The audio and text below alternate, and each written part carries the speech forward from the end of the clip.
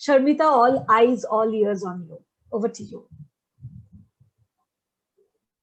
So slow death. Death is inevitable. If you are born, you will die. Some people like to bury themselves in their own life. Some choose a quick death like suicide. And some, choose slow death. But you know what? Each human being dies partially in their life. It happens to each person in their lifetime. I was this young, bubbly girl, full of energy, a tomboy, the apple of the eye of my mother and father. I was the only child. I lost my mom to cancer at the age of 16. The doctors had told 6.5 months, but she lasted for 4 years. And she told me, don't worry, you'll grow up by the time I leave. She was 16 when I died. And very strangely, just 11 months after that, my father passed away with alcoholism and cirrhosis of liver. So vividly, I remember standing in front of that washroom, a sink full of blood, aghast. And the final moments that I was standing in front of the ICU of PGI, and with each electric shock that they were giving him, his life was ebbing and mine stood still. For about 30 years, probably that young girl kept standing in front of the ICU in the PGI. Every decision of my life was based on that. His last breath charted a course for me, and I moved along. Yes, there were layers in my life where I managed to open the cracks. There were a few, there was a little light coming in. But till very recently, I realized that I was still in that box. I needed to open that box up. I needed to find out why. That was this deep, burning question within me, that why?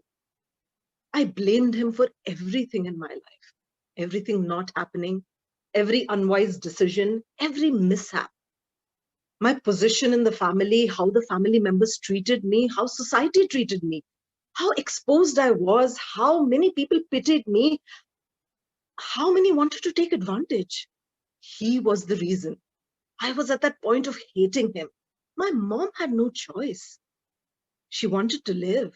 And this man, my father, who was supposed to protect me, just chose to die. Why? He was such a handsome man. He was a colonel in the army. He was financially well off. We had such a wonderful home. He had amazing taste, from clothes to books to fishing to curios to art, literature, stamps, architecture. Why? Why did he slowly kill himself? And you know what? He killed a part of me along. In the year 2007, I chose to change and redirect this anger. It was hurting me. I chose to forgive. I chose to let go. I began to pray. I moved on. The anger and the anguish was over. Years of healing had helped me, but there was certain remnants in my cellular memory. I did not see things from his point of view. I still really deep down hadn't forgiven him. My motto was out of sight, out of mind. It generally works. You put these memories aside, but now and then they pop out, and then you heal, then you deal, and then you let go. You try and delete slowly, but still there are certain things that just remain there. I realized that I need to have some deeper understandings of things. Why? I realized that there was so much of trauma which each person carries on within themselves. This trauma happens to you when you're very emotional and you're very young. He was the oldest child and he was very brilliant, but he wasn't good in science and academics. His parents could not understand this. They were a family of engineers, scientists. Both his younger brothers were, from esteemed institutions like the IIT. He felt less. He felt unwanted, and he could not share this with his family. He was a very sickly child, and he decided to, get into fitness and health and became a football player. Though he was asthmatic, but still, he still did not get any approval from his family despite playing for the state level. He joined the army and he focused on his personality. He was such a handsome young man with these big mustaches, real colonel of the army. And he had impeccable taste in clothes, had such a fantastic language. He was so immaculately dressed. And then he met my mother. It was kind of a fairy tale romance. Um, they met in a club and they quickly fell in love. She was extremely beautiful and he was this tall, dark, handsome, and they were perfect together. I think they deeply loved each other, but she was an extremely complicated woman. And I think she was not able to fill the void of loneliness in his heart. They were compatible, but she did not get along well with my grandparents. There was nobody to blame here. I think my mother lacked patience and she took things on face value and she could not bend and adjust. And my grandparents were not loving and benevolent. They could not forgive her. My dad slowly became very lonely and I think he was getting distance from her and he had already lost connection with his family. I think that's where the bottle seeped in. Once he had a few drinks, he was very confident, and that lively, vibrant side of his personality really, came out. And when he went to the club or he was in a meeting, he was the center of attention. People listened to him. I think drinking for the first time, he was able to unveil his real self. He mattered. He was heard. Unfortunately, my mother was detected with cancer, as I had told you, and the doctor had given 6.5 months. He took to the bottle like anything. I think he just couldn't manage his loneliness.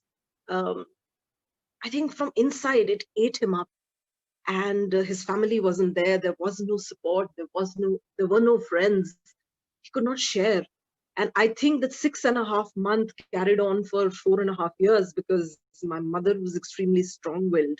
And as she had promised me that she is going to live a little longer, my father started drinking day and night. He became an alcoholic. The bottle was his life. My mom died in 1989. And my father, within 6 months, was hospitalized with cirrhosis. And within 11 months, he passed away. A slow death he chose for himself. He had it all, but he gave up without a fight. Why talk of this today? Why was this the most important thing? Because I realized that we all die slowly.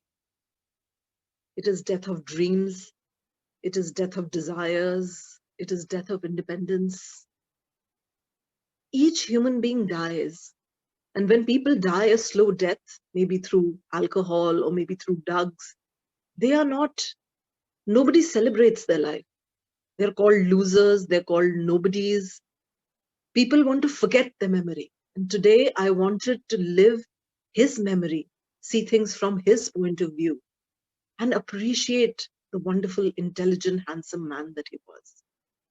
We all contributed to his death, his family, for not understanding him, that he needed love and nurturing, and he was different. The social setup, people don't want to be friends with people with mental health, with issues like alcoholism, drugs, or a cancer patient. As soon as you know that your friends are in trouble, you run away because you're dealing with so much of anger, anguish, troubles in your own life. You don't want another added baggage in your life. I had no support system. My mother's family was supporting her. They were not there for me or my father. I lacked maturity to handle a cancer patient, an alcoholic, and my own sanity. I was just, it was a period from 13 years, because on my 13th birthday, we came to know that my mother is going to only live for 6.5 months. And she made a promise that I'm going to live longer. And she lived for 4.5 years, which was like a medical miracle. But those 4.5 years were full of pain and full of anguish, full of treatment, and the balance between my mother's treatment and my father's alcoholism. I think I was going insane. We don't have any handbooks which teach us empathy, which teach us forgiveness, which teach us to see things from other people's perspectives. The intelligent and the sensitive people are the ones who are probably slowly dying, because they're broken from inside. And maybe alcohol or drugs or any kind of abuse is just a cover up for their brokenness. So today I want all of you to sit and think of slow death in your own life, slow death in people in and around you. How these wonderful, vibrant people suddenly, choose to disappear, choose to wilt away. Let's talk a little bit more about mental health. Let's talk about the broken. Let's remove this wall in front of us that we create, covering up our shame. Let's not be ashamed. Let's bring a new world, a new order. Let's give each death a dignity, a purpose. Each death, even by suicide or through drugs or alcoholism, is a life worth living. And let's celebrate their lives. Let's focus on mental health.